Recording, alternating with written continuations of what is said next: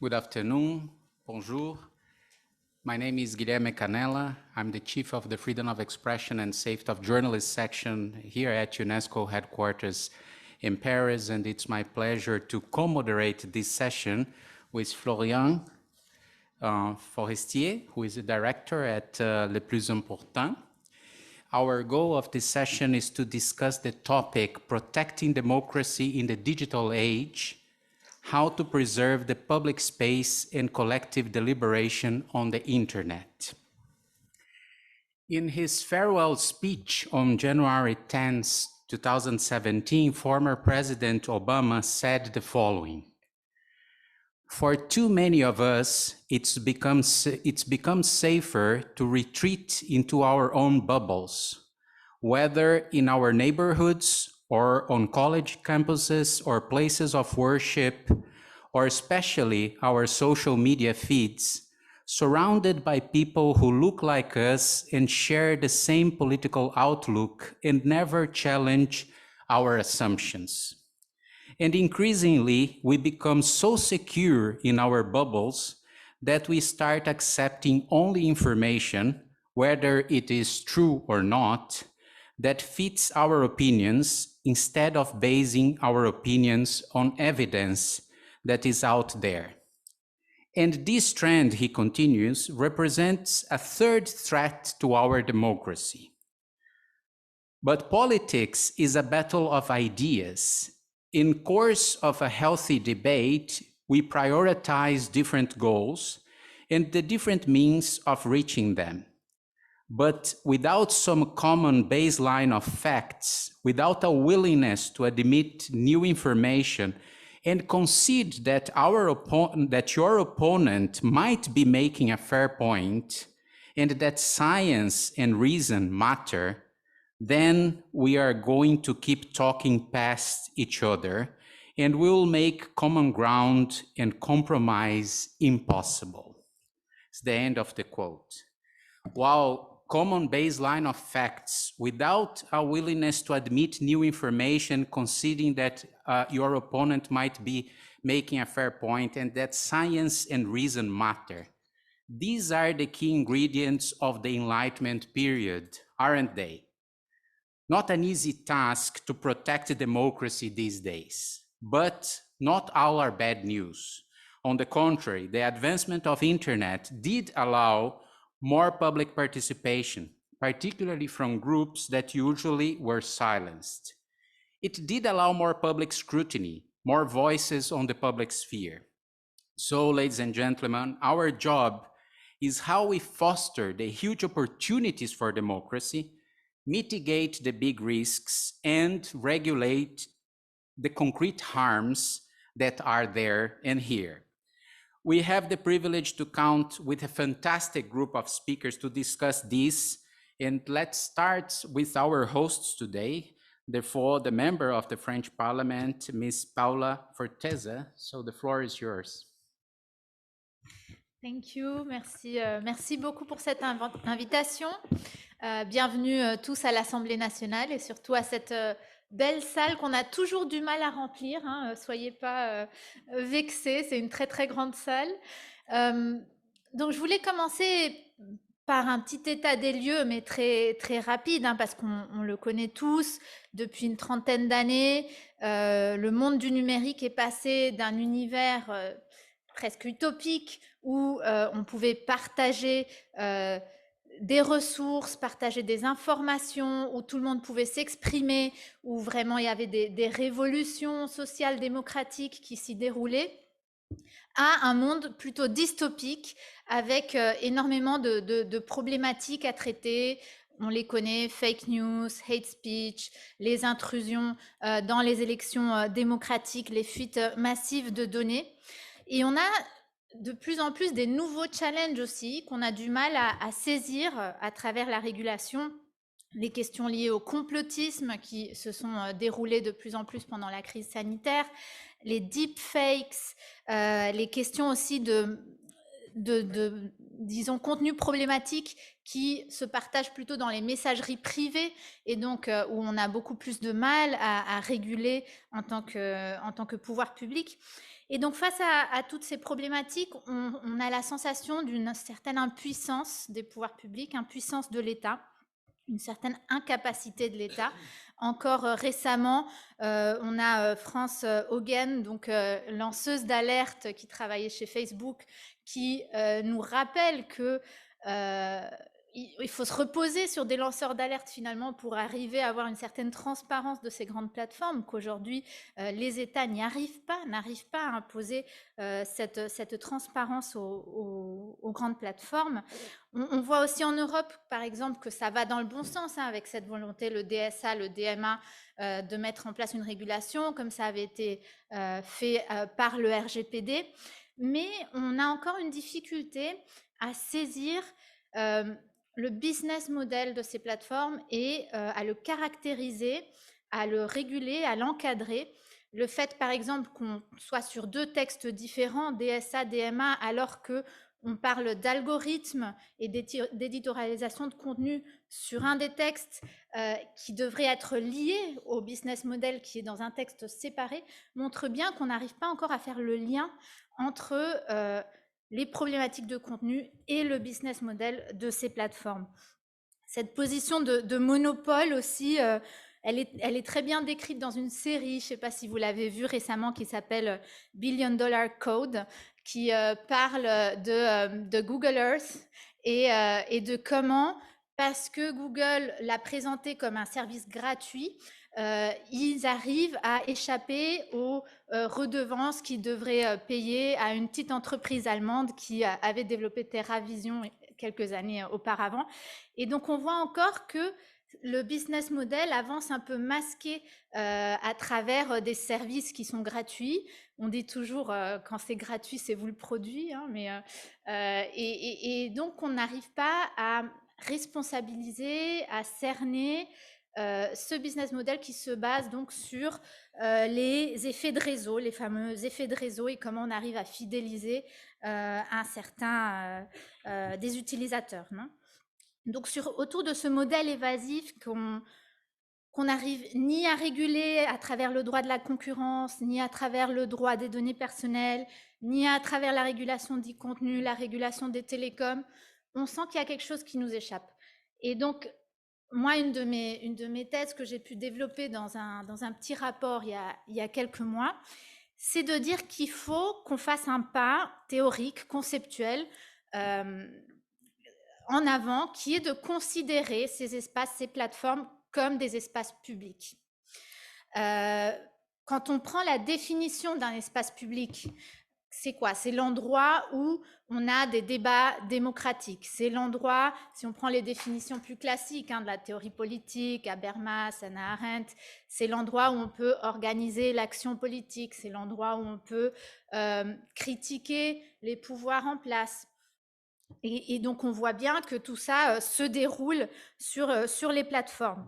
Mais dans la définition, par exemple, du droit français, c'est très intéressant, l'espace public est non seulement l'espace qu'on partage de circulation des individus, des citoyens, etc., mais aussi des espaces privés qui sont ouverts au public. Et donc, c'est exactement le cas de ces plateformes qui sont des entreprises privées qui ont choisi d'enlever la barrière à l'entrée et donc de permettre, disons, la participation de plus de 53% de la population mondiale qui vient librement sur ces plateformes, qui s'exprime librement sur ces plateformes. Donc, il faut vraiment que juridiquement, on commence à traiter ces espaces comme des espaces publics et que ces plateformes répondent à des logiques d'intérêt général et non à des logiques marchandes, ce qui va nous permettre derrière de faire face au secret des affaires qui nous est toujours, disons, mis en face comme un frein au pouvoir public pour pouvoir disons, intervenir et notamment dans les questions de transparence des données, transparence des algorithmes. J'ai plusieurs propositions qui découlent de cette vision, mais on me dit que j'ai plus le temps. Donc je vais m'arrêter là pour l'introduction et puis on pourra peut-être discuter des propositions pendant le débat. Merci beaucoup, Madame Forteza, for this. And Guy, I guess that some of those keywords, transparency, the problem of disinformation, hate speech, network effects, antitrust legislation are keywords that you yourself is discussing in your role in UNESCO as Director of Strategies and Policies. So maybe you can offer to us also some global perspectives from UNESCO on those items. Thank you. Floor is yours. Merci Guilherme. Bonjour à tous. Malgré mon nom, je ne suis pas français, je suis sud-africain, et donc c'est préférable que je parle en anglais, sinon je massacre votre belle langue. Three things: lack of information in the content universe, the bias of the platforms, fragmentation. Lack of information in the content ecosystem. Some years ago, the American filmmaker, Danny Schechter, he wrote a book and he called it, "The More You Watch, the Less You Know." The more you watch, the less you know. That was before the internet.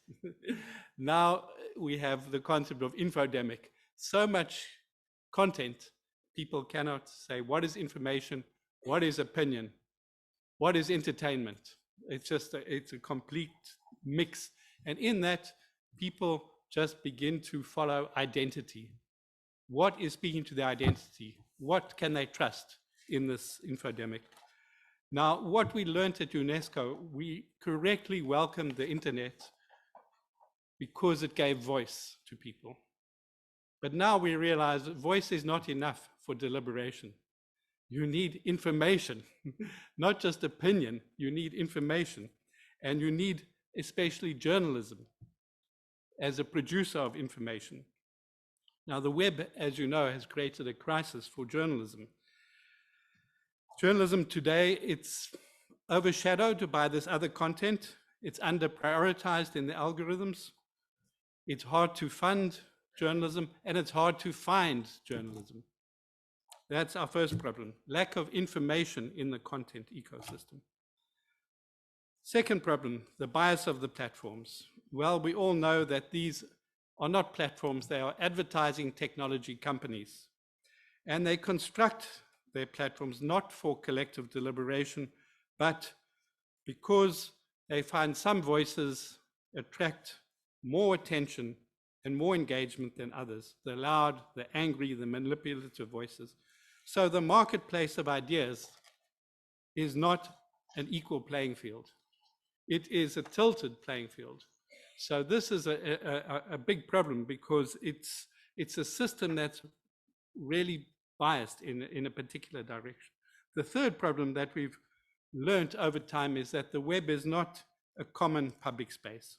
There's many spaces, and reinforcing those many spaces is the increasing personalization and customization, which is not essential to the technology. It's because of the business model, which is trying to isolate people in terms of what can be sold to them. And then you also have semi-private spaces like Facebook groups, WhatsApp communications. By their nature, these are not public deliberation spaces. Now, some of these private groups can enable democratic deliberation. It's in societies that are oppressive. But we also know that some of them are fostering anti-democratic forces. Now, what's interesting is we have this fragmentation in this digital environment. But some people are overcoming this fragmentation. Who is overcoming it? The populists.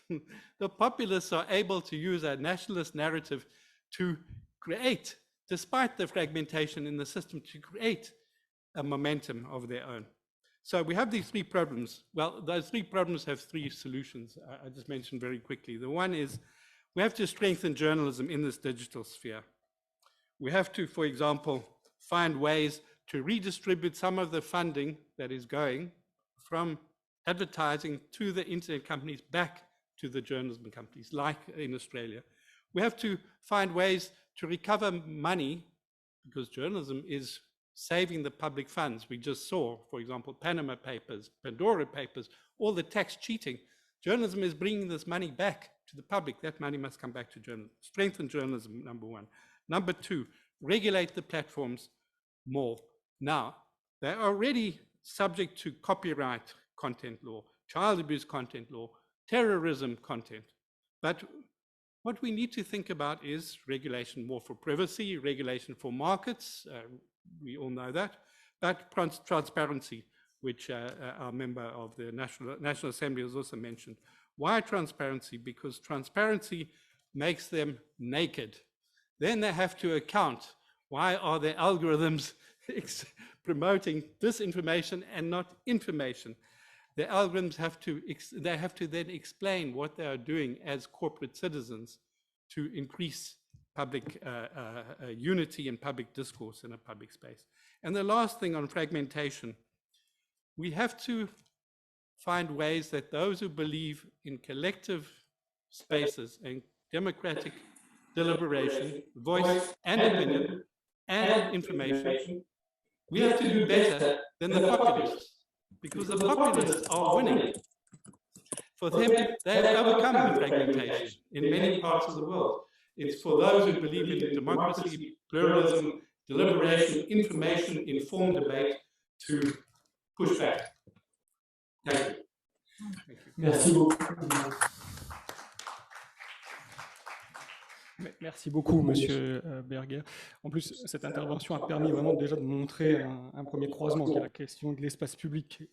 Madame Sina Lawson, donc ministre du numérique du Togo, aurait dû normalement être parmi nous, mais elle nous a fait parvenir ses excuses. Donc, nous allons passer directement maintenant la parole à Monsieur Jean Gognier, donc responsable des affaires publiques Europe de Snapchat. Merci. Merci Florian. Donc bonjour à toutes et à tous. Je vais également parler en français. Enfin, pas seulement parce que je suis français, mais moi je parle toute la journée en anglais en tant que patron Europe de Snapchat. Ça me repose et c'est agréable. Donc merci d'être là. Merci pour cette invitation, Paula. Enfin, pour être chez toi.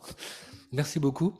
Alors pour ceux qui ont déjà entendu parler ce matin, ne croyez pas que Snap monopolise ça, mais il se trouve qu'il y a peu de plateformes qui ont accepté d'être présentes. En fait, je crois même être la seule. Je représente une plateforme parmi d'autres. Et en fait, je vais surtout parler de sujets qui me tiennent à cœur. Je vous promets, je ne vais pas redire ce que j'ai déjà dit ce matin, mais il y a évidemment des intersections quand on pense à tous ces sujets sur la démocratie. Donc, ce sujet sur la démocratie, c'est évidemment l'un des plus importants.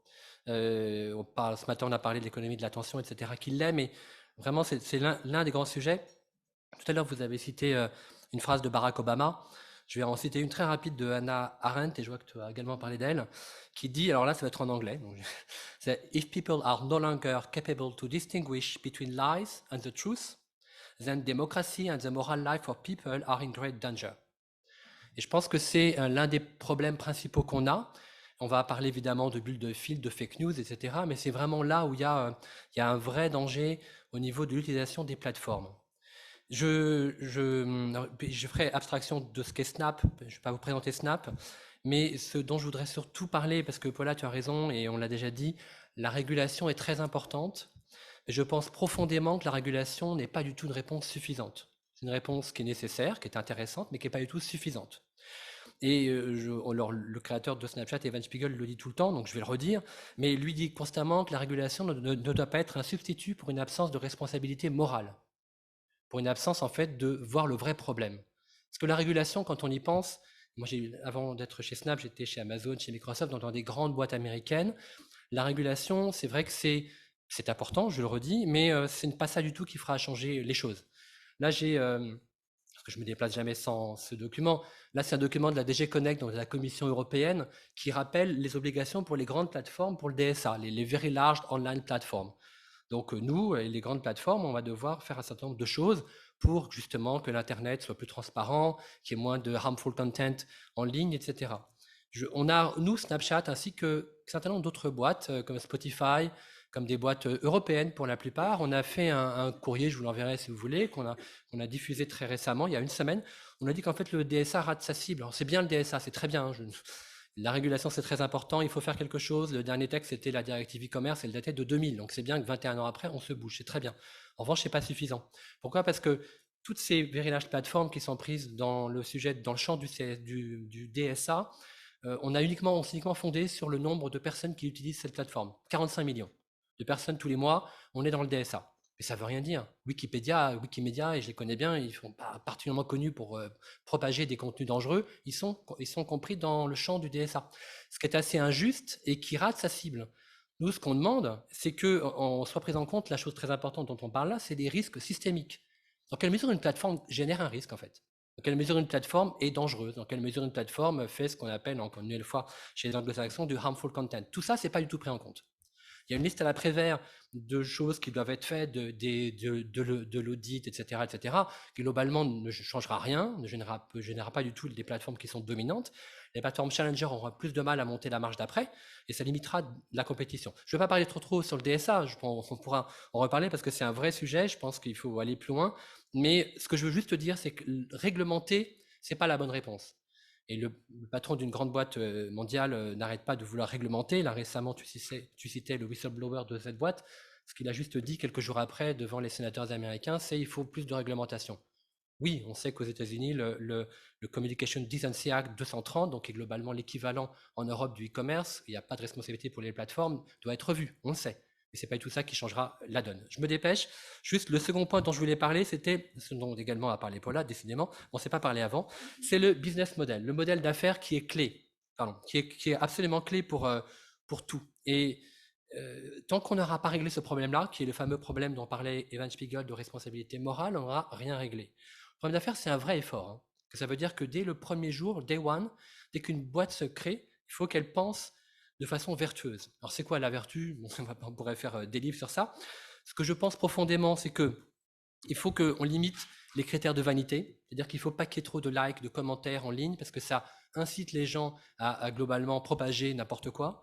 Le second point, parce que je sais qu'il me reste qu'1 minute 30, c'est de limiter les bulles cognitives, les biais algorithmes, on en a déjà parlé, mais ça c'est la conséquence du premier point.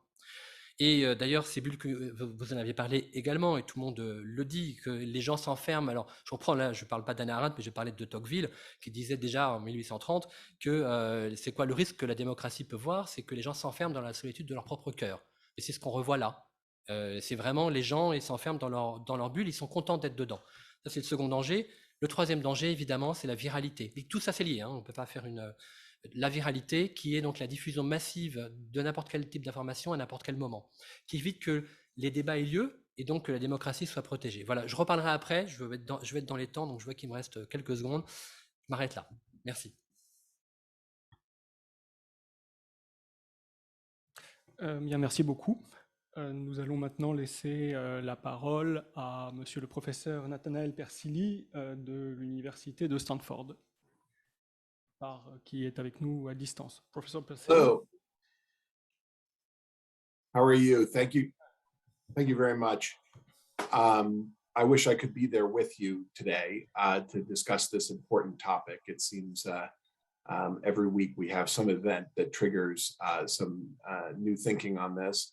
I am, although I'm actually calling you from Utah today, I am usually in the belly of the beast in Silicon Valley, dealing with the platforms and in particular, dealing with the issues of democracy in the platforms.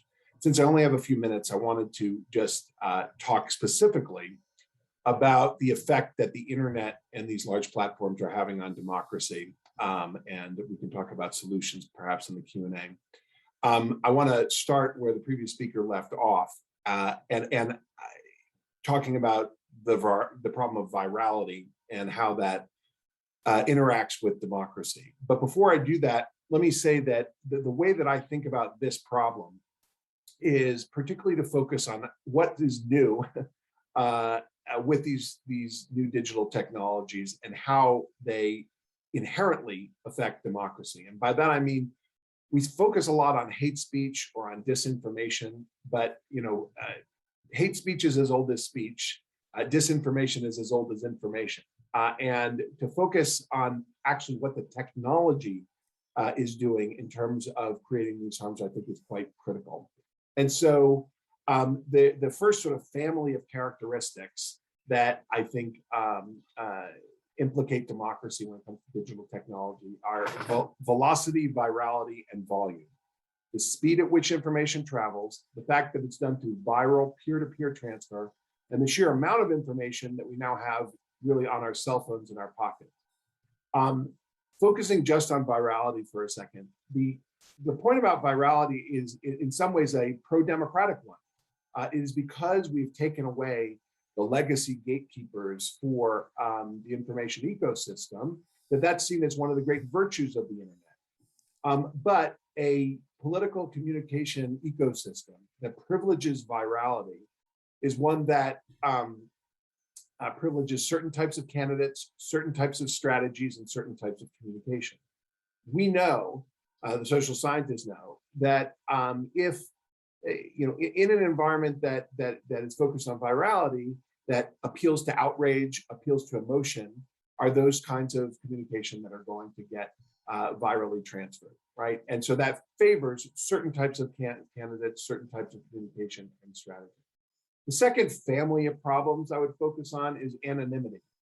In the United States, anonymity is actually constitutionally protected, right? If you look at the Federalist Papers, the founding documents in the United States, they're written under a pseudonym, Publius. And we have a series of cases that protect anonymity. But it's the anonymity on the internet which gives us both the bot problem, right, and the hate speech problem in a large respect. So we are now reaching the stage where it is becoming increasingly difficult to distinguish between whether you're talking to a human being or you're talking to a machine. And while the platforms have made great strides in trying to get at the automation problem, it highlights how the technology itself is really changing the way we communicate in the democratic forum. Second on that is hate speech but unaccountable speech generally, which is that when you are sort of shielded by the anonymity that the internet affords you, you are willing to engage in certain types of commentary and hate speech and attacks that you wouldn't otherwise.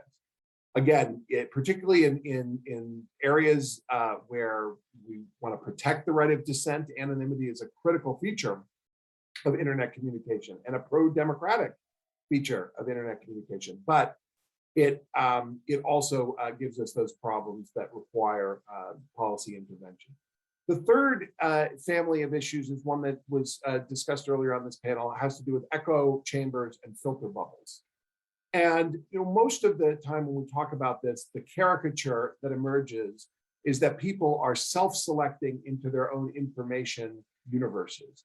And there is some truth to that, that people are doing that. But most people, their online lives are very similar to their offline lives. That if the types of people that you encounter in the real world are also the ones you're more likely to talk to online. However, and this is a critical point, I think, as to where the research is, while most people do not experience sort of life online in filter bubbles and echo chambers, it's clear that a large majority do. And so the sort of cesspools on the internet, the areas where you have QAnon discussion groups, the other kinds of groups that Facebook may recommend to you, right? That those echo chambers for that small minority of folks is, when I say small minority, we're still talking millions and millions of people, but that is a point of concern. The fourth set of issues has to do with sovereignty, and this also was raised before. That the internet broke down national barriers, and that we think of as a critical benefit of the internet. However, it also is what allows us to see foreign election manipulation, obviously quite salient in the United States. But especially when I give talks in Europe, when they think about the sovereignty issue, it's particularly focused on American companies exporting their versions of freedom of expression to other countries around the world. And so that leads us to the final issue, and that is monopoly. The companies of Facebook and Google have more power over the information environment than probably any institution since the pre-Reformation Catholic Church. right? That the Google and Facebook are simply different companies than anything that has preceded them. And so their rules of content moderation, community standards, and the like are essentially more important than formal law. I'll just end with something that Nick Clegg, the vice president of Facebook, had said when he went to Europe before the European parliamentary elections a while ago, where he went to announce what would be the rules for the European parliamentary election. And so the idea that an executive at an American company would go to another set of countries to announce what the rules would be for political communication for election really highlights where we are and why we need to have policy intervention. I'll end there, but happy to take questions later. Thank you, Professor Pursley. That was very, very interesting, and I think connected with the several, the other previous speakers on trying to define a little bit in this first round where we are. And then, as you said, in the Q&A, we can go a little bit deeper on those different issues. But now it's my pleasure to hand the floor to Hugo Weber. He is the Director of Communications and Public Affairs at Miracle, that is a software company. I guess, Hugo, you are in a different position here compared to the other platforms, but it's very interesting, as Professor Pursley said, we have a technological issue here as well. So maybe your perspective on those issues will be very interesting for this audience. Please, you have the floor. Thanks a lot. So for those who don't know Miracle, we are a software company. Should I speak French or English? I started in English and I will continue in French, pardon. Miracle, c'est un éditeur de logiciels basé en France qui a connu un succès assez fulgurant au cours des dernières années. On a été créé en 2012 et on accompagne essentiellement des distributeurs dans leur transition vers les business models de plateforme. C'est-à-dire qu'on va les accompagner à créer des marketplaces, des places de marché en ligne sur lesquelles ils peuvent intégrer des distributeurs tiers sur leur site e-commerce. Quand on a dit ça, on a dit plein de choses et on a dit peu de choses en même temps. En fait, de manière plus concrète, on va aider les distributeurs français, européens, mondiaux à lutter contre l'hégémonie d'Amazon, de Google, de Facebook avec les mêmes armes qu'eux, à savoir l'économie de plateforme. Et j'aimerais en fait, peut-être pour commencer, revenir sur comment ce panel s'est construit, qui avait pour thème d'abord la régulation. Comment réguler l'espace public et la délibération collective sur Internet. Le thème a évolué puisqu'il est affiché et comment préserver. Et je trouve que c'est une première réflexion qui est intéressante puisque, comme le disait mon collègue tout à l'heure qui représente également une entreprise privée, la régulation a un certain nombre d'avantages, elle a aussi un certain nombre de contraintes. J'aimerais citer ici Kai-Fu Lee, qui est un chercheur en intelligence artificielle chinois qui a pendant très longtemps travaillé chez Google et chez Apple, qui disait que face à une nouvelle technologie, les États-Unis lancent un programme pilote, la Chine prend des mesures efficaces uniquement lorsque les problèmes surviennent et l'Europe décide immédiatement de réguler. C'est intéressant parce que c'est un biais européen qui n'est pas du tout partagé par l'intégralité des autres pays et des autres continents. L'économie de plateforme, on ne peut pas réguler les réseaux sociaux sans réguler l'économie de plateforme dans son ensemble avec des conséquences sur tous les secteurs d'activité. Et c'est fondamental parce qu'aujourd'hui, l'économie de plateforme, elle va largement au-delà des réseaux sociaux. Vous utilisez quotidiennement l'économie de plateforme en réservant vos taxis au travers d'une plateforme, en prenant rendez-vous chez le médecin au travers d'une plateforme, en commandant vos dîners ou vos déjeuners au travers d'une plateforme ou en faisant vos achats sur des marketplaces qui sont également des plateformes. Un point commun à tous ces business models, c'est de mettre en relation une offre et une demande, donc de structurer un marché. Les modèles, il y en a plein, il y en a des modèles B2C où des professionnels vont vendre à des consommateurs, des modèles B2B de mise en relation entre professionnels ou des modèles peer-to-peer entre particuliers. Et fondamentalement, j'ai un peu l'impression qu'on met très souvent l'économie de plateforme dans un même sac alors que les modèles sont très différents et qu'il y a des modèles de création de valeur qui ne sont pas du tout les mêmes. Je prends deux exemples. Le premier exemple, c'est celui des marketplaces. La valeur qui est créée par une marketplace, par une place de marché, va bien au-delà de simplement celle de l'opérateur de la place de marché qui va évidemment se rémunérer avec une commission. Mais il y a aussi une valeur pour le citoyen, le consommateur, qui est un choix qui est beaucoup plus important dans les produits qu'il peut avoir à sa disposition, une transparence des prix qui est plus importante. C'est également une valeur supplémentaire pour les vendeurs, qui sont très généralement des petites et moyennes entreprises, qui trouvent de nouveaux débouchés et qui permettent de se digitaliser aujourd'hui. Et à titre d'exemple, Miracle, on a été une fois dans notre vie opérateur d'une marketplace. C'était tout au début du Covid, lorsque il y avait énormément de pénuries de gel hydroalcoolique et d'équipements de protection individuelle, pour lequel on a en 48 heures créé une marketplace qui a permis à des industriels qui ont fait pivoter leur ligne de production. Ils produisaient du parfum ou d'autres biens de grande consommation vers du gel hydroalcoolique, et permettre de créer une chaîne d'approvisionnement jusqu'aux hôpitaux, jusqu'aux personnes qu'on appelait les premiers de cordée, alors qu'il n'y avait pas de débouché évident entre ces deux mondes qui ne se parlaient pas. Donc c'est vraiment aussi ça l'économie de plateforme, c'est de mettre en relation et de structurer un marché. Et il est vrai que l'économie de plateforme aujourd'hui, elle est dominée par deux modèles qui sont très différents. Les modèles américains, très libéraux, où la liberté d'expression elle est poussée à son paroxysme, où le rôle d'hébergeur de la plateforme est un rôle stricto sensu. L'hébergeur n'est pas responsable du contenu qui est publié sur sa plateforme, et c'est à l'utilisateur de faire le tri. À l'opposé, on a un modèle chinois qui vise par moment à utiliser les données qui sont collectées au travers de l'économie de plateforme pour asservir sa population.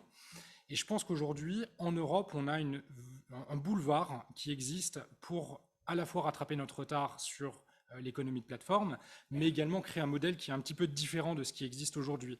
Un modèle qui est porté par des valeurs communes, des valeurs de modération, de curation et de favoriser un écosystème local. À titre d'exemple, chez Miracle, sur les plateformes qu'on a déployées en Europe, plus de 95% des vendeurs sur ces plateformes sont des vendeurs européens. Et je pense fondamental de le rappeler. Pour revenir à ce que disait mon collègue à ma gauche sur le DSA, effectivement, le DSA est un sujet qui est extrêmement important aujourd'hui et qu'on regarde avec attention. Pourquoi ? Parce qu'on estime qu'aujourd'hui, à chaque clic que vous faites sur Internet, vous votez pour le monde dans lequel vous avez envie de vivre.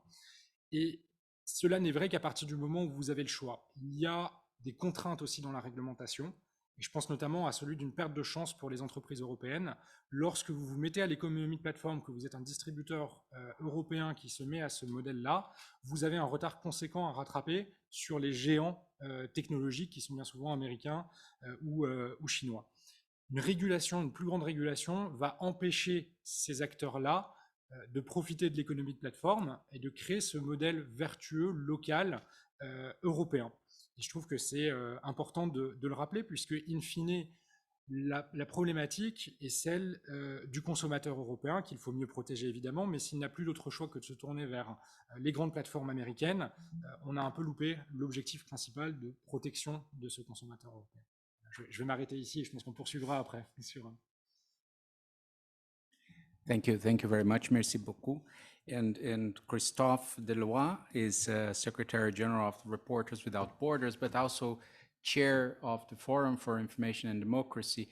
And I guess, Christophe, everything that was said here is things that the forum is really going deeper in every single aspect of this. So in your short 5 minutes, I guess you can give us the core of your discussions recently about these issues. Over to you. On est à l'heure de vérité. Et il y a une question, parce qu'effectivement, au fond, nous tous, nous avons accepté, mais ça a été l'effet d'évolution technologique, de déléguer l'organisation de l'espace public aux plateformes numériques. C'est est-ce que cette organisation de l'espace public, elle relève d'une logique marchande, ou est-ce qu'elle relève d'une organisation démocratique, avec des normes démocratiques imposées par des institutions démocratiques? Et il n'y a pas d'entre-deux. Après, il peut y avoir de la mauvaise et de la bonne régulation, mais sur ce point-là, il n'y a pas d'entre-deux. On peut, à foison, parler des symptômes. Je n'ai pas, avec 5 minutes, le temps de le faire. On peut vouloir traiter un par un les symptômes, la désinformation, les propos de haine, etc. Mais au fond, si on veut vraiment changer la donne, il n'y a qu'une chose, c'est reconstruire un espace de garantie démocratique dans l'espace numérique, comme il existait avant un espace de garantie démocratique dans nos espaces publics nationaux, avec des garanties constitutionnelles, une régulation pour les médias invisibles pour le grand public, mais avec des vertus, et puis, à l'époque où ils avaient une forme de monopole sur l'organisation de la délibération, l'éthique journalistique et les règles professionnelles. il ne s'agit pas de reconstruire le même système de garantie. Ça n'aurait aucun sens, mais de trouver un système de garantie adapté à l'ère numérique. Et donc la question, maintenant, c'est plus celle du pourquoi, c'est du comment. Comment on fait? Sachant que les démocraties, elles sont attaquées de deux manières. Elles sont affaiblies de l'intérieur par cette espèce de magma de concurrence directe de tous les contenus contre tous, et avec un avantage comparatif, compétitif pour la désinformation, les propos de haine. Elles sont affaiblies parce que ça n'est plus les parlements qui imposent les normes, qui adoptent la loi. La loi, c'est le code, et c'est les patrons des plateformes qui l'imposent. Et comment on vient à bout de cette situation, et comment les démocraties reprennent les clés de l'espace public.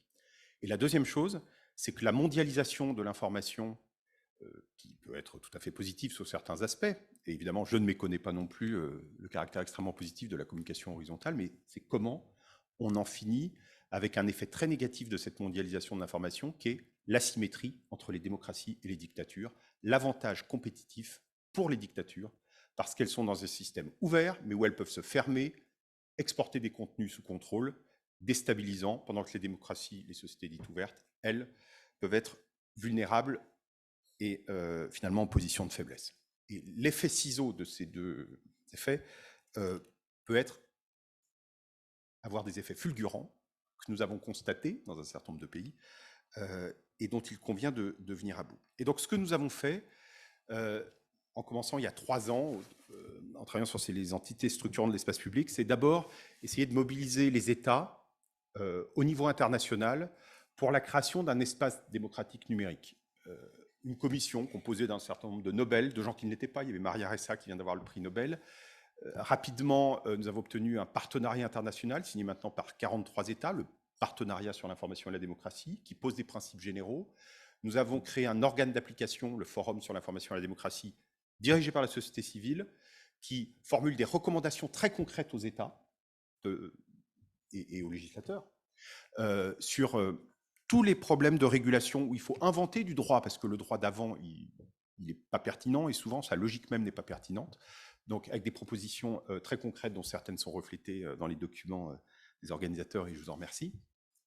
En réunissant des chercheurs, des juristes partout dans le monde, et j'en profite pour lancer un appel, nous serons ravis de travailler avec vous tous, si vous voulez, sur les prochains groupes de travail. Nous avons lancé un processus qui est un peu l'équivalent du processus climatique pour le réchauffement.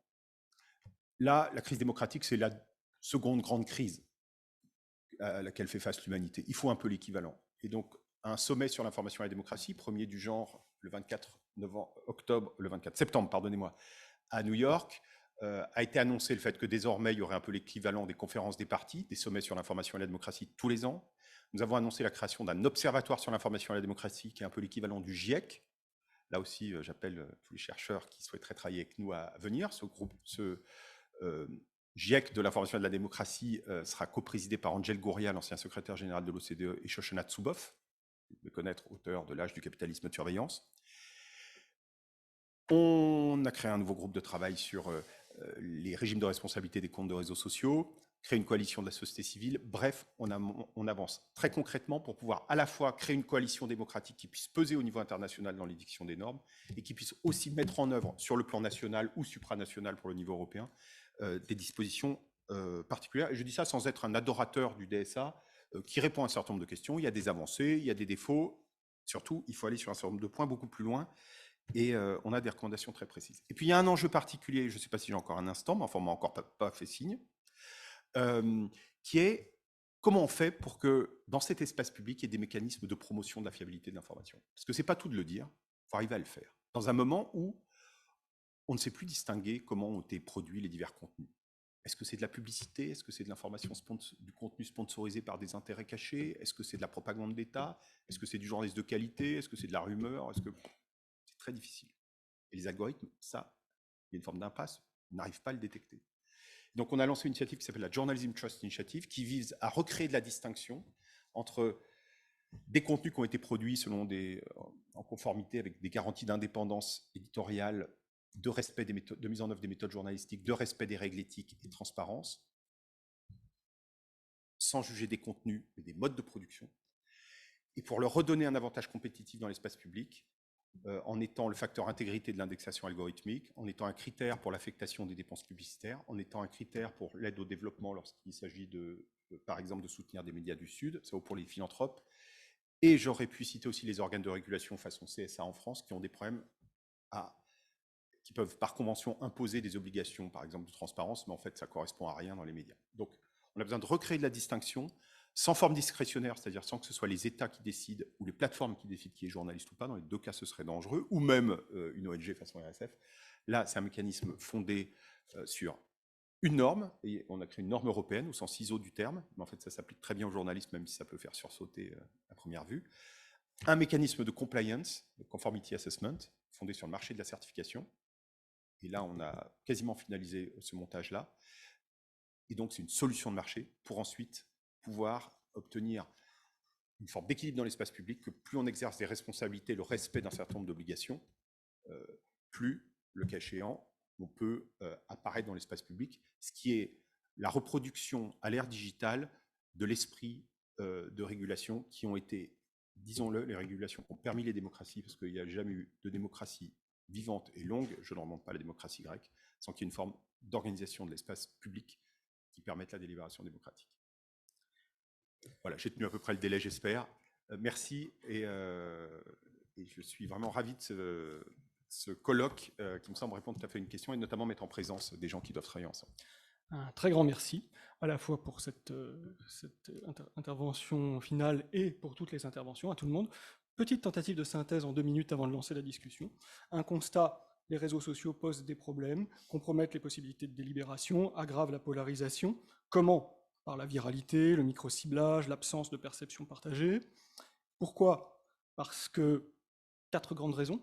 D'une part, ce sont des espaces qui jouent le rôle d'espace public, mais qui sont en réalité accaparés par une logique marchande. C'est-à-dire que ce sont des espaces qui sont sous-tendus par des interfaces programmées selon des finalités qui obéissent au modèle économique des plateformes, ces modèles économiques eux-mêmes étant opaques, tant dans leur dimension, tant vraiment dans les modes de création de valeur, ça privilégie la viralité, que dans l'importance systémique des plateformes. Et enfin, quatrième problème, difficulté pour les pouvoirs publics d'intervenir selon un mode de régulation classique, que ce soit par manque d'accès à l'information ou que ce soit parce que, de manière plus générale, ce qui se passe sur les réseaux sociaux et ailleurs n'est pas la cause, mais le symptôme d'une crise démocratique plus vaste, et un mode de régulation trop vertical qui accroîtrait encore ce déficit démocratique risquerait d'aggraver la situation. On ne peut pas, entre guillemets, rétablir la démocratie sur les réseaux sociaux sans démocratie sur les réseaux sociaux précisément. Alors, quelles pistes de solutions ont été proposées? La première, c'est vraiment une évolution systémique du point de vue de la loi pour faire en sorte, par un ensemble que sans doute Paula Forteza et d'autres développeront ensuite, de dispositions qui feraient évoluer les réseaux sociaux vers quelque chose qui ressemblerait plus à l'espace public, qui tiendrait compte du rôle de facto qu'ils ont d'espace public et l'inscrirait dans la loi. Un autre point qui m'a semblé intéressant, c'était d'approfondir la compréhension qu'on peut avoir et des modèles économiques et de l'importance systémique des plateformes, avec derrière une évolution potentielle là aussi de la régulation vers quelque chose qui s'apparenterait plus à du by design. Les 2 derniers points qui ont été esquissés dans la dernière intervention, c'est d'une part, il me semble, de bâtir de plus en plus, soit non pas forcément des contre-espaces, mais de permettre la réflexivité des usagers, de construire des espaces qui soient des espaces de réflexivité, de les amener peut-être même dans les réseaux sociaux. Et dernier point, de faire évoluer les formes de régulation publique, que ce soit en faisant évoluer, en améliorant les outils à disposition des pouvoirs publics et en améliorant la participation citoyenne pour contribuer à cette régulation, entre guillemets. J'espère avoir bien synthétisé tout ce qui s'est dit. Et peut-être pour lancer la discussion, j'ai envie de redonner la parole à Madame Forteza, peut-être pour rentrer dans le vif du sujet de ce qui pourrait être des propositions maintenant pour répondre aux enjeux qui ont été exposés. Très bien, merci.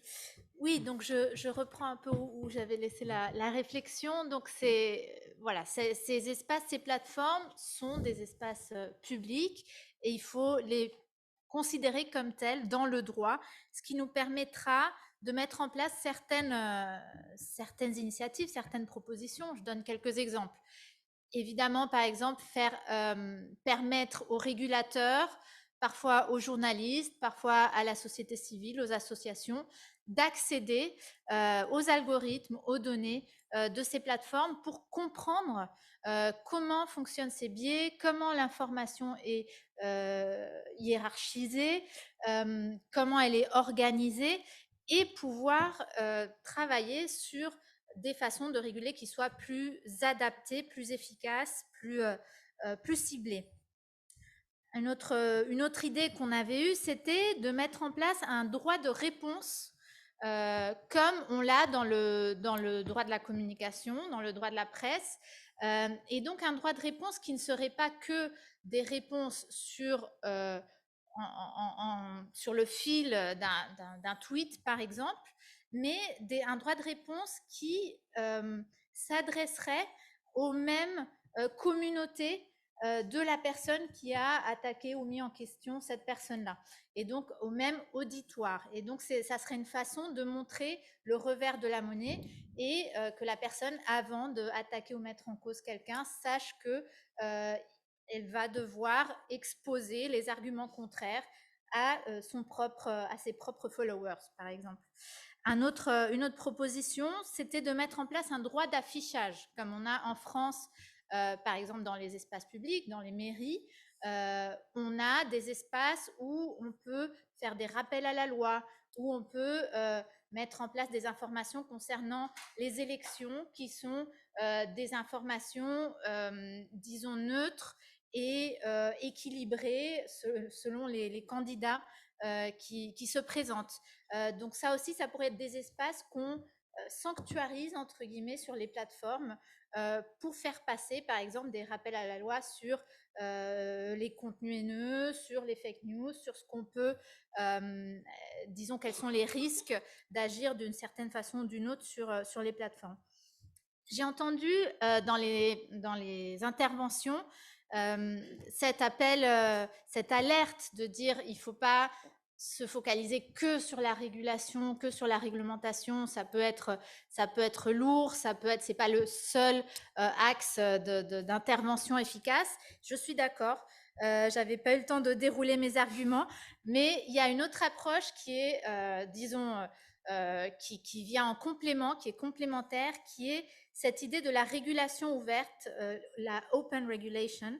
Et donc, c'est de donner le pouvoir au citoyen lui-même, à l'utilisateur, de devenir lui-même régulateur. Et donc, d'exercer une sorte de contre-pouvoir, d'équilibrer les pouvoirs entre les utilisateurs et les plateformes. Donc, il y avait eu quelques premières avancées, par exemple, dans le RGPD avec la création des actions de groupe.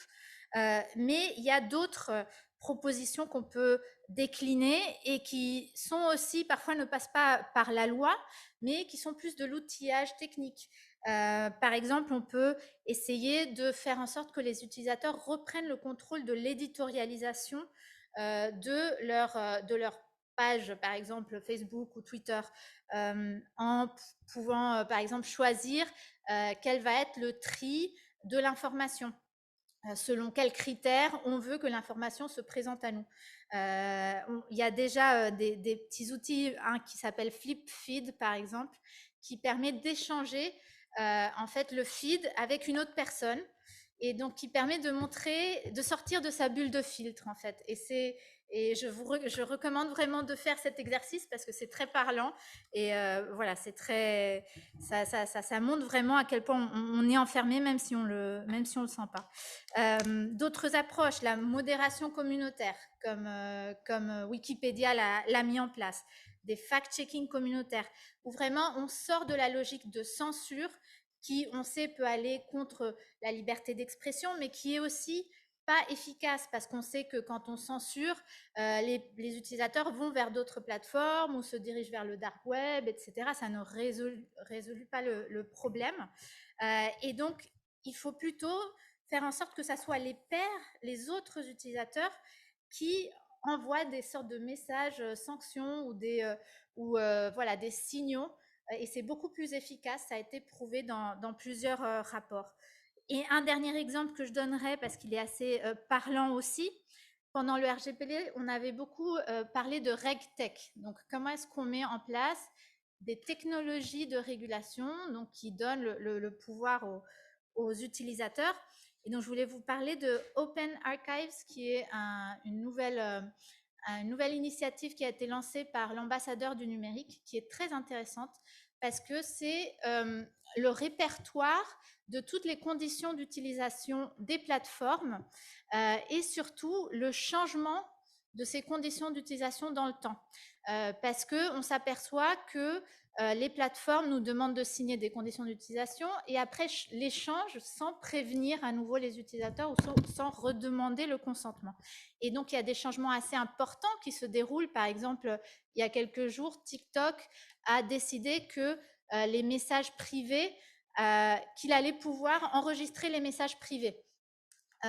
Et aucun consentement n'a été demandé pour cette évolution. Et donc, cette plateforme envoie, Open Archives envoie des signaux quand ces changements se mettent en place. Et donc, c'est très utilisé par les régulateurs, par les journalistes, par la DGCCRF, par exemple. Voilà, je m'arrête là, pardon, si j'étais un peu longue. Un très grand merci, Madame la députée. On a envie de donner aux deux plateformes ici présentes l'occasion de répondre. Alors, désolé pour des contraintes de temps, un peu rapidement, si vous voulez, si l'un ou l'autre. Non, c'est très intéressant et je pense qu'en plus de la régulation, il faut aussi avoir quelque chose qui vient flécher l'innovation vers les comportements les plus vertueux. Et ça vient en complément aussi de toute la transparence, de favoriser le développement de ces comportements vertueux sur les plateformes. Je pense que c'est quelque chose qui est fondamentalement nécessaire aujourd'hui. Et comment est-ce que les pouvoirs publics peuvent accompagner le développement de ces comportements vertueux, que ce soit des modèles d'entreprise ou que ce soit des modèles publics? Je pense que les deux sont aujourd'hui nécessaires. La capacité à flécher l'innovation vers quelque chose qui va pour le bien commun, c'est quelque chose qui, à mon sens, est aujourd'hui fondamental. Voilà, je voulais juste simplement réagir là-dessus en complément de ce que vous avez pu dire tout à l'heure. Voilà. Merci. Et rapidement, alors il y a plein de super idées. Je trouve qu'il y a un point que je voudrais, alors il y a un point que je voudrais commenter, un autre que je voudrais rajouter. Je pense qu'il faut, peut-être parce que je suis un ancien de la CNIL, mais il faut également parler davantage de protection de la vie privée, parce que tout est en fait dans les données.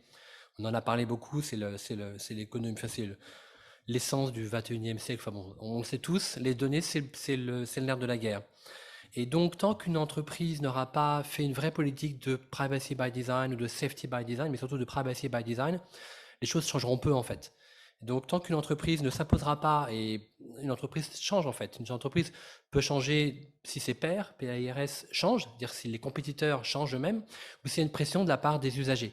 On l'a vu un peu avec Facebook et Black Lives Matter, où il y a les annonceurs qui ont commencé à boycotter Facebook. C'était un changement. Alors, il y a un peu de gros changements derrière, mais c'est une vraie pression. Et la façon dont les données sont gérées est très importante. Alors, je pourrais en parler beaucoup, mais je pense qu'il est il est très important, par exemple, que les plateformes s'engagent à ne pas partager avec des développeurs tiers, d'où le Cambridge Analytica problème qu'il y a eu il y a quelques années, des données, que les entreprises s'engagent à limiter le social graph, qui est un terme très important dans le management des données et par les plateformes. Donc, il y a beaucoup de choses dont on pourrait parler sur ça. Donc, le premier point, c'est l'aspect protection des données personnelles. L'aspect après dont tu parles, voilà, effectivement, sur le fait que les chercheurs aient accès aux algorithmes, et c'est effectivement, c'est un point très important. On en avait parlé, d'ailleurs, c'est dans le DSA, c'est même dans qu'on appelle à Bruxelles le French DSA, donc le projet de loi sur les principes renforçant les principes de la République qui va rentrer bientôt en vigueur, donc ça existe déjà. Après, moi, j'ai peur de la limite parce que on l'a vu d'ailleurs, Facebook, je ne croyais pas que j'ai quelque chose contre Facebook, mais Facebook a récusé il y a quelque temps des chercheurs à New York qui travaillaient sur leurs algorithmes parce qu'ils estimaient que c'était bien, mais il fallait qu'ils arrêtent là. Et de façon générale, il y a le droit des brevets, des sortes de limites de toute façon dans le fait qu'on puisse avoir accès à des algorithmes puisqu'ils sont protégés par le droit de la propriété intellectuelle. Et après, la seconde grande question, c'est qu'est-ce qu'on fait? Une fois que les chercheurs ont accès à des algos, qu'est-ce qu'on fait? Parce qu'on sait qu'il y a les biais algorithmes, on sait très très bien. Je parlais de TikTok, mais il y a beaucoup de plateformes qui le font, mais qu'est-ce qu'on fait après? Et parce qu'il faut aussi voir que, c'est surtout moi quand je parlais du privacy paradoxe avant, oui, on peut s'inquiéter du fait que les gens donnent leur vie privée en ligne, mais c'est un acte volontaire. Il y a aussi l'idée que les gens en fait sont contents peut-être de cette situation, d'où l'aspect éducatif qui est très important. Voilà, je m'arrête là. Maybe if we can keep going on this idea that everyone mentioned about transparency when discussing the regulation aspect. Transparency is what all we political science call an omnibus concept, because everyone wants to get on board. Everyone says they want to be transparent, but the devil is in the details, no? So Guy, Christoph, and Professor Pursley, what are the details of the transparency? How we really guarantee, because as Christoph was saying, we are really talking about here how to strengthen democracies and the public space, and the history of democracies is indeed a history of fight between obscurantism and enlightenment.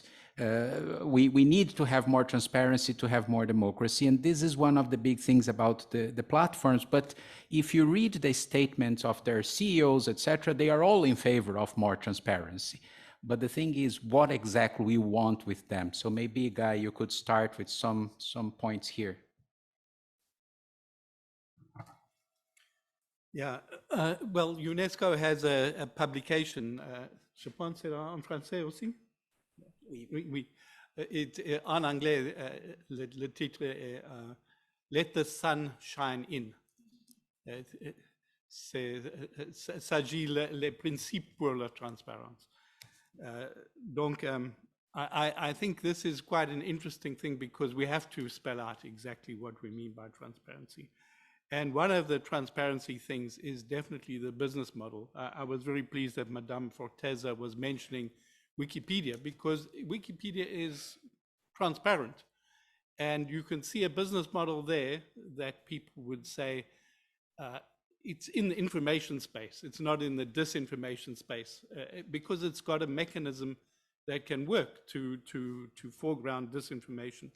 The problem with the internet companies is that they are not the dominant business model. They're not being transparent about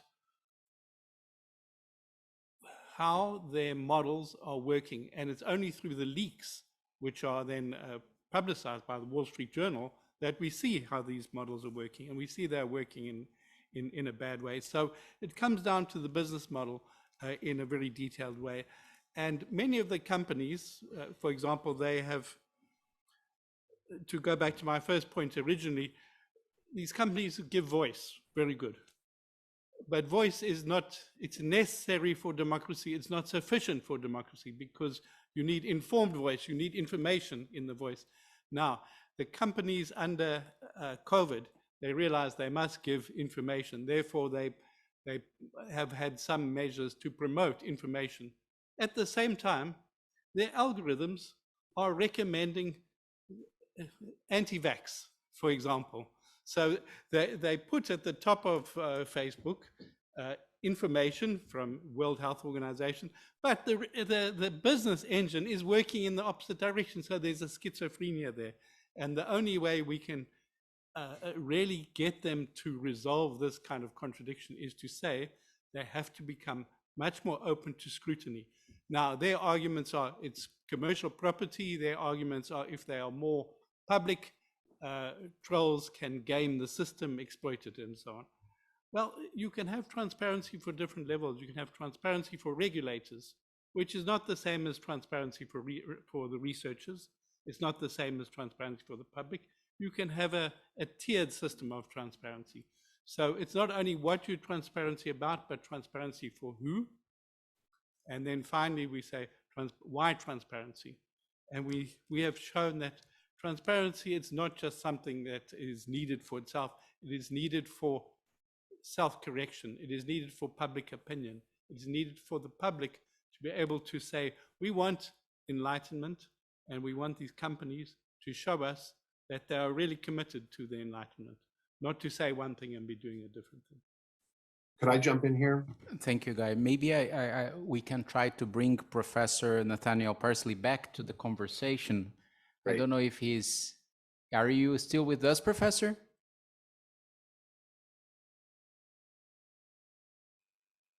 Yes? Bring greater transparency to Professor, Facebook. sorry to interrupt you. If you can restart, because we lost the beginning of what you were saying about transparency. Please go ahead. Okay. Certainly. So I founded something called Social Science One about 4 years ago, which was an effort to get data out of Facebook into the hands of the world's research community. We have faced, huge obstacles over that time. We did make some progress and have provided some data, but I became convinced over that period that only legislation was going to address this problem, because every time that we would try to get the data that we thought was most necessary in order to study the platform, issues of whether it's GDPR or the FTC consent decree in the United States, Facebook would raise privacy concerns. This speaks to the trade-offs that many of you spoke about on this panel. And so I've sort of given up in many respects and have written a piece of legislation. I'll be testifying in the US Senate next week about it. I put the link in chat, but you can also see it in my Twitter feed @personally. And the way that this would work is it would compel the platforms to share data with researchers as mandated by the Federal Trade Commission in secure environments. And so this would not be, I appreciate the tiered system, and I agree with that completely, but this would be sort of clean rooms that would allow for researchers to study Facebook and other platform data. I will say that there are real privacy concerns here, and we need to make sure that we don't repeat another Cambridge Analytica, which, remember, was a university researcher. But I do think we can do it. I know there's my colleague Rebecca Tromble is doing a lot of work in Europe on the same thing. I also want to just speak to what I think transparency will do here. It serves several purposes. The first is that if the platforms know that they are being watched, right, that it will change their behavior. So just the fact that researchers will get access to the platform data, I think, is in and of itself very important. Second is, I think it's absolutely critical to making informed public policy. There's been a lot of talk on this panel and many others that I'm on about the role that algorithms are playing in fostering hate speech, disinformation, and the like. I appreciate that and think that hypothesis is worth testing. I will say that a lot of the research that is currently being done off platform is suggesting that the algorithms are not as responsible as, for example, people going to the platforms to find this problematic content themselves. But it's an empirical question. As you know, WhatsApp is a platform or affordance that does not have an algorithm, doesn't have advertising, but you go any place, particularly in the global South, and all of these problems of hate speech, disinformation, and the like you see on WhatsApp just as much as you see on Facebook and the like. But again, we need the data. We need to be able to test this hypothesis and to test the arguments of the platforms when they say that the algorithms are not creating as much harm as they suggest. Thank you very much. Very interesting, Christoph. I know that the forum has also speak a lot about transparency, so maybe you can jump in here as well. Effectivement, on a formulé 250 recommandations très précises sur les infodémies dans un groupe de travail qui était présidé par Mariette Schaake du Cyber Policy Center de Stanford, ancienne députée européenne néerlandaise, et Maria Ressa, journaliste philippine qui vient d'avoir le Nobel. Et il y a là-dedans 30 ou 40 pages de recommandations sur la transparence. Moi, le principe, me semble-t-il, c'est transparence surtout, totale dès lors que les plateformes organisent l'espace public. Ça ne veut pas dire surtout à tous. Et effectivement, ce qu'évoquait Guy Berger comme solution, il y a des solutions de transparence limitées, le cas échéant à certains, mais de redevabilité devant des institutions publiques, démocratiques. Et cette transparence, ce n'est pas la recette du Coca-Cola. Là, c'est l'équivalent des lois adoptées par le Parlement, sauf que maintenant, c'est fait par des institutions privées. Et est-ce qu'on imagine une démocratie où on ignorerait la loi, où elle ne serait pas transparente? C'est vraiment le système le plus arbitraire qui soit. Autant annoncer la couleur et du fait qu'on a renoncé à la démocratie. Donc, il faut une exigence très forte, et de ce point de vue-là, le DSA ne va pas du tout assez loin. Il ne me semble pas qu'à ce stade, la loi sur qui vise à conforter les principes de la République soit satisfaisante non plus. Il y a matière à aller beaucoup, beaucoup, beaucoup plus loin. on est devant une forme de piège politique, de piège démocratique plus exactement. Le risque, c'est évidemment qu'un législateur qui voudrait prendre les décisions les plus pertinentes qui soient au regard de la démocratie se trouverait à affronter une partie du public qui dirait « mais moi j'ai mon compte, c'est mon droit, point ». Et ça, c'est une vraie difficulté politique aujourd'hui. Et il y a une chose à laquelle, à mon sens, il faut faire très attention, et là je vais me permettre d'aller à rebours de ce que disait Gaël. C'est qu'à mon avis, il ne faut surtout pas qu'on entre dans le débat, il y a les libéraux d'un côté, les démocraties libérales, et il y a les populistes de l'autre. Parce que si on fait ça, c'est une manière de dire la démocratie, c'est nous, c'est pas vous. Et c'est le meilleur moyen de faire des ennemis de la démocratie. Et on a quelque chose en commun, c'est nos principes démocratiques qui nous protègent tous, quelles que soient nos opinions politiques. Et ça, je pense que chacun peut le comprendre. Et il ne faut pas se tromper dans l'isolement, les bulles. On voit toujours plus l'isolement chez les autres. Les fake news, ça n'est pas, ou les fausses informations, ça n'est pas que le fait des populistes. Les passions, la subjectivité, ça n'est pas que le fait des populistes. On a tous des parties de rationalité, de raison et de passion et d'émotion. Et le débat public est composé de ça, et les principes ils doivent être les mêmes pour tous. Et ça me semble un point vraiment très essentiel du débat aujourd'hui, c'est d'avoir une stratégie démocratique très claire, qui n'est pas excluante, et il ne s'agit pas d'aller privilégier les intérêts des uns face aux intérêts des autres, parce qu'il est légitime que dans une démocratie, on ait des perceptions différentes de nos intérêts respectifs. Merci. Merci beaucoup. Merci à tous. Vraiment. Est-ce que je peux répondre? Non, excusez-moi, je suis obligé de... Très bref. Oui, c'est normal. Je suis vraiment obligé de faire respecter abruptement la démocratie par la sanction, la contrainte. Avant de faire passer alors, je présente mes excuses devant Guy d'avoir. Je voudrais qu'il ait un moment de réponse, mais on en parlera tous les deux, et j'admire beaucoup ce qu'il a fait à l'UNESCO. On redonnera ensuite, mais je suis obligé d'abord, avant de faire passer le micro dans la salle, de prendre des questions qui nous ont été adressées par Zoom. Et la première va de nouveau à Christophe Deloire, demande sur quels organismes internationaux ou instances est appuyé le Forum pour la démocratie. Oui. Alors, il y a une grande différence avec le climat. Oui. C'est que le climat, il faut aller chercher un consensus global. Quand il s'agit de défendre la démocratie, évidemment, ça n'aurait pas de sens d'aller chercher, d'aller faire des compromis ou d'aller chercher un consensus avec des capitales, disons, comme Pékin. Donc, il s'agit d'un multilatéralisme des démocraties. On a commencé d'ailleurs par un cercle assez restreint d'États pour poser une position forte. On a élargi peu à peu. Il n'y a pas que des États parfaits du point de vue démocratique. Il y a même l'Inde dans le partenariat. Mais la position, elle avait été posée. Et donc, c'est une institution un peu, je dirais, d'un genre nouveau. C'est-à-dire qu'on est dans un moment, vu ces problématiques, où les institutions démocratiques doivent imposer des normes démocratiques. Ça n'est sans doute pas aux plateformes de décider d'elles-mêmes, sans jurisprudence sur le régime de responsabilité sans obligation, si elles doivent ou pas supprimer le compte Donald Trump. Ça n'est pas aux plateformes de décider si le virus est sorti des labos de Wuhan ou pas. Et Facebook avait introduit un biais dans son algorithme, a changé après un rapport de la CIA. Enfin, c'est comme s'il y avait aujourd'hui un ministère de la vérité privatisé. C'est pas mieux qu'un ministère de la vérité publique, c'est pareil.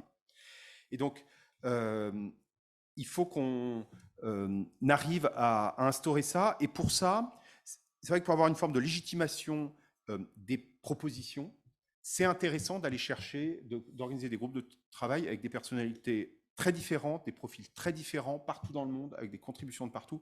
Et c'est dans cette logique-là qu'on a créé le Forum sur l'information et la démocratie, qui est une espèce d'invention d'une nouvelle forme de multilatéralisme avec une dialectique entre l'intergouvernemental, la société civile, et je n'ai pas de religion de la société civile, hein, la société civile n'a pas de numéro de téléphone, ça peut être bien, ça peut être mal, mais enfin, en tout cas, des citoyens qui travaillent sur ces questions.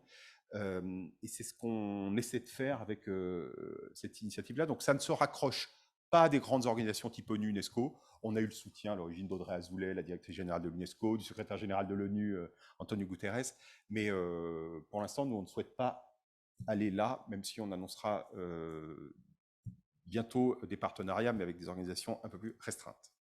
Merci beaucoup. Et nous avons une autre question qui nous a été envoyée aussi, qui est collégiale, donc qui peut permettre à Monsieur Berger de répondre justement, qui est how do you propose we balance the need for data privacy against the risks afforded by anonymity?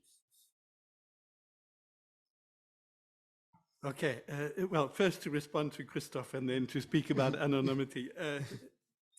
Christoph, I think we have to accept that democracy has rules, particularly around elections. If the companies will not play by the rules, if populists won't play by the rules, they're not welcome in the democracy. Now, the reason why I was mentioning populists is because those who do play by the rules, even if in the end they want to change the rules, what they've succeeded in doing is to overcome the fragmentation.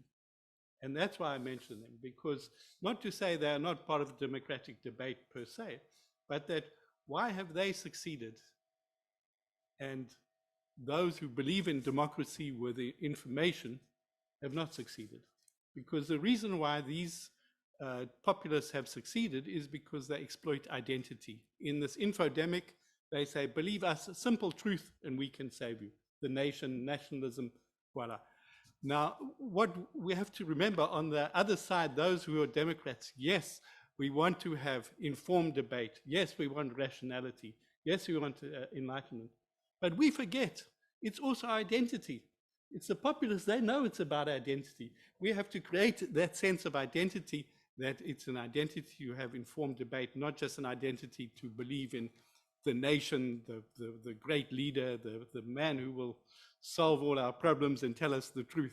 So I think identity is really important for those who believe in democracy to exploit. That's why I'm mentioning them, not to exclude them from the debate, but to say those who believe in democracy need to learn from these guys, not duplicate them, because part of their duplication is precisely to go against informed debate. They just want people to believe in blind identity. Okay, that's that. On the question of anonymity, indeed, it's the right to privacy. It's also the right to, it is very important in many societies for people to have anonymity, because for privacy, for respecting protecting their own gender identity or their own political views and so on. So whatever you're talking about transparency, you don't want to minimize this anonymity. Of course, there are cases we know when law enforcement, they can go to internet companies and they can say, give us the data on this and this, but that has to be regulated. It cannot just be a private surveillance. It cannot be one company that's selling surveillance technology completely unregulated to spy on elected political leaders, to spy on journalists, to spy on human rights defenders. That is a violation of privacy, a violation of anonymity. That needs to be, it requires a response from the world's governments to deal with that. So we have to protect anonymity. And at the same time, of course, we recognize in some cases, the authorities, they can require the metadata, if it's encrypted content, they can require access to the geopositioning data for legitimate reasons. They must be proportional, must have independent oversight. And so we can't say anonymity is an absolute, but we have to say anonymity, if you're going to limit anonymity by meaning privacy, it must be under very clear and proportional conditions governed by law. And you know, it can be so much abused that that's what we have to look for. So transparency should never be a reason for compromising anonymity. Merci. Nous avons 7 minutes pour les questions de la salle.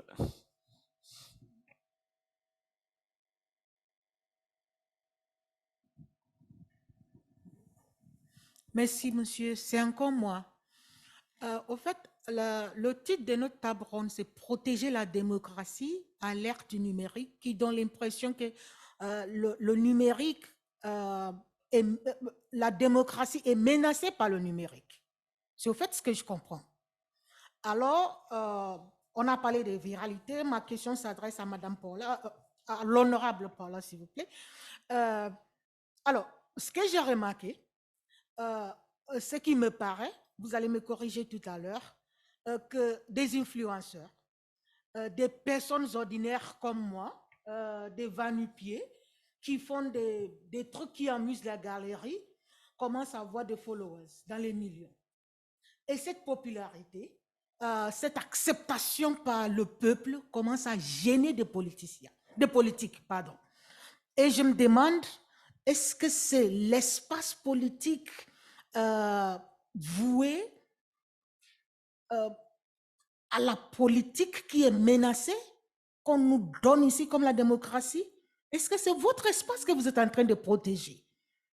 Ou bien en nous voulant dire que le numérique, c'est quoi qui est menacé à la démocratie? Votre espace du pouvoir par le peuple comme moi ou quoi? C'est quoi, en quoi est-ce que le numérique menace la démocratie? Et c'est quoi la démocratie d'après vous? Parce que nous, le peuple, on ne trouve pas de problème pour le moment. C'est vous qui avez toujours eu le pouvoir, qui êtes menacé par notre petit pouvoir que les réseaux sociaux nous donnent. Ou je me trompe? Merci pour cette intervention. En général, je commence ce type de table ronde en ayant à peu près la même réaction que vous. Moi, j'aime pas dire que le numérique menace la démocratie. J'ai pendant très longtemps travaillé dans le domaine des civic tech. Donc, je ne sais pas si vous voyez ce que c'est, mais c'est les plateformes qui permettent justement aux citoyens de participer à la prise de décision, de s'organiser collectivement.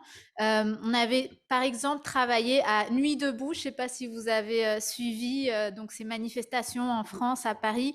Il y avait une commission du numérique qui développait des outils pour justement permettre aux citoyens de faire des assemblées citoyennes, un peu comme Occupy Wall Street, où on a pu le voir aussi à Taïwan ou en Espagne. Donc moi, ma vision du numérique a toujours été très optimiste et très voilà, c'est une façon d'outiller les citoyens pour avoir une démocratie plus forte. Mais ce qu'on voit, c'est qu'il y a certaines dérives qu'il faut regarder en face, et c'est notamment celles qu'on a mentionnées, par exemple les fake news, le hate speech, etc. Vous faites des grimaces, mais vous savez, il y a des victimes qui vraiment souffrent énormément, qui sont agressées, qui sont ciblées directement, qui voient leurs paroles aussi diminuer, méprisées, et qui ne peuvent pas du coup parler d'égal à égal avec le reste des utilisateurs. Donc c'est plutôt comment est-ce qu'on préserve cet aspect positif et optimiste du numérique pour que ça soit un outil pour tout le monde, à égalité, et que tout le monde puisse voilà, vraiment être empowered, comme on dit en anglais, ou avoir un nouveau pouvoir d'agir grâce à ce numérique. Donc voilà, je suis d'accord avec vous sur certains de vos paroles, peut-être pas sur le ton, mais... Juste 20 secondes pour faire un mea culpa sur la formulation, parce que c'est au départ la nôtre, mais dans notre approche, ensuite, nous avons vraiment évolué. L'idée, c'est vraiment de rendre le pouvoir au peuple sur le numérique, et même dans le cahier que nous avons produit, que vous pouvez prendre dehors, vous verrez que nous disons clairement que tout le volet de la régulation doit être inséparable d'une action qui est vraiment une action de développement des civic tech et de promotion de la démocratie numérique. Monsieur avait...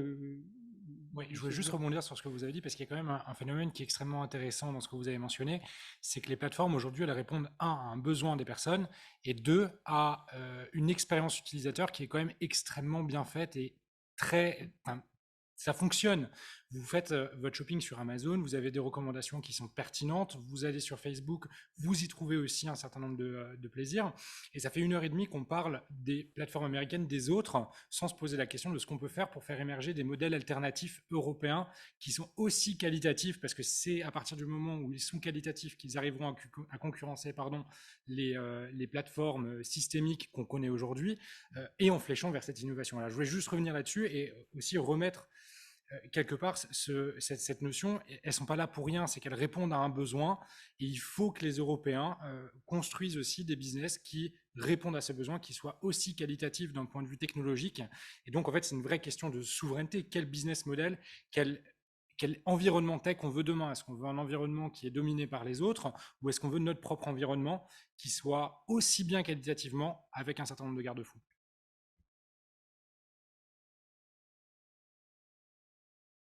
Nous avons le temps de prendre une dernière question. Je crois que Daniel Andler voulait en poser une.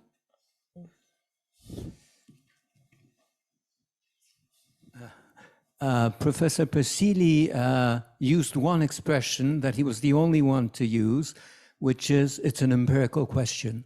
And so my question to all of you panelists is as follows. Do you feel you have enough understanding of what you're talking about in terms of empirical questions, or do you feel that more research has to be done in the area which is more or less called today political psychology? Political psychology, not as it was practiced, say, 30 or 50 years ago, but as it is practiced now in the light of cognitive science, social cognitive science. There are tons of questions to be raised, tons of areas in which our grasp is only approximate.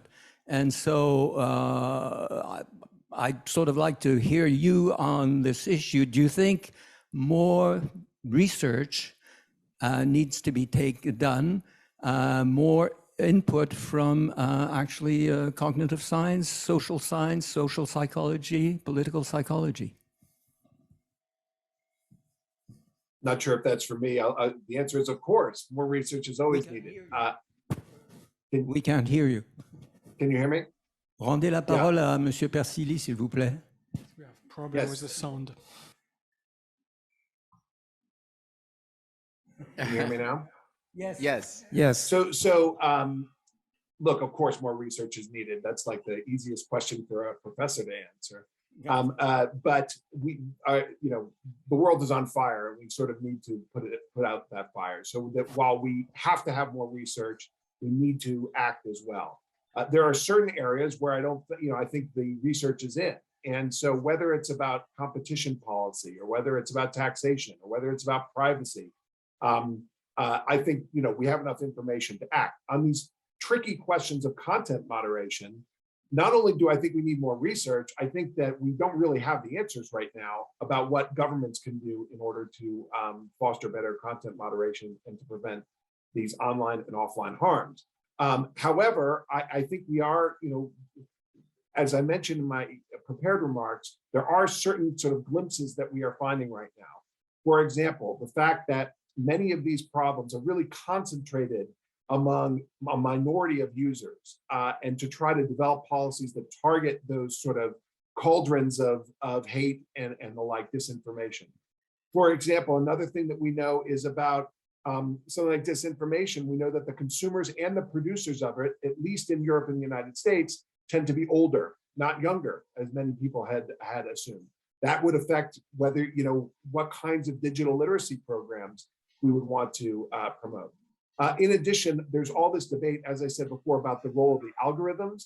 That is one where I think we need to really get answers through forced transparency on the platforms, so that researchers can really figure out whether these algorithms are leading people down rabbit holes and whether they are promoting disinformation and hate.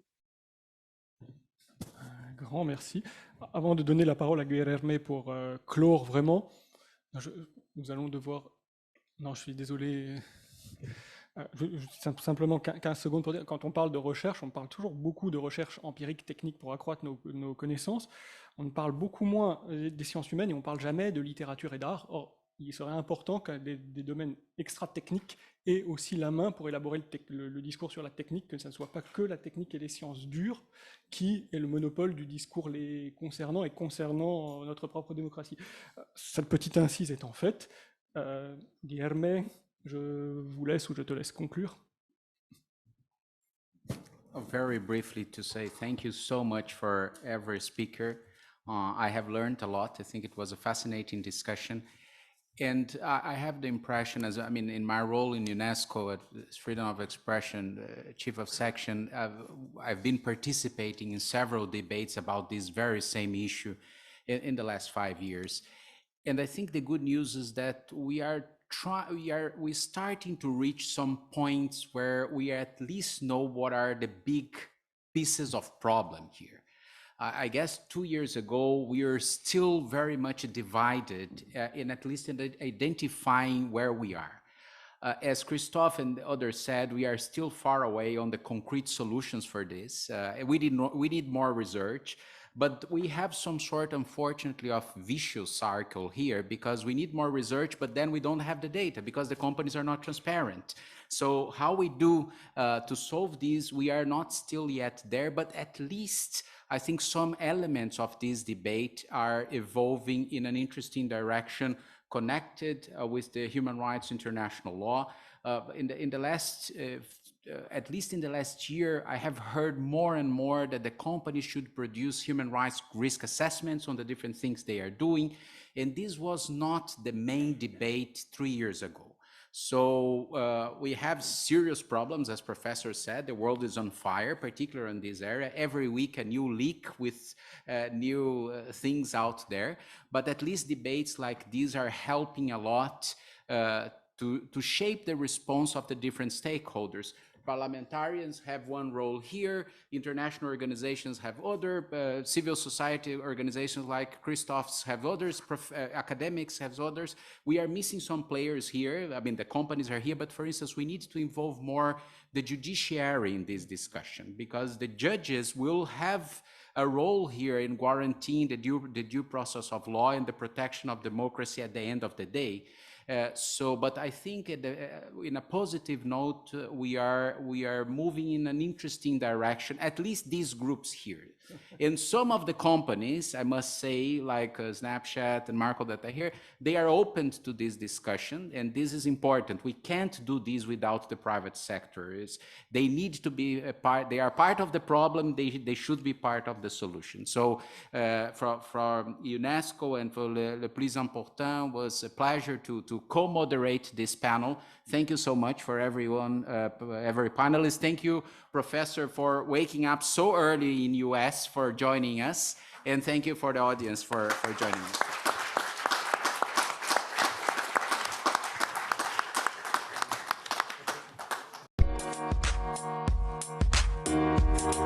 us.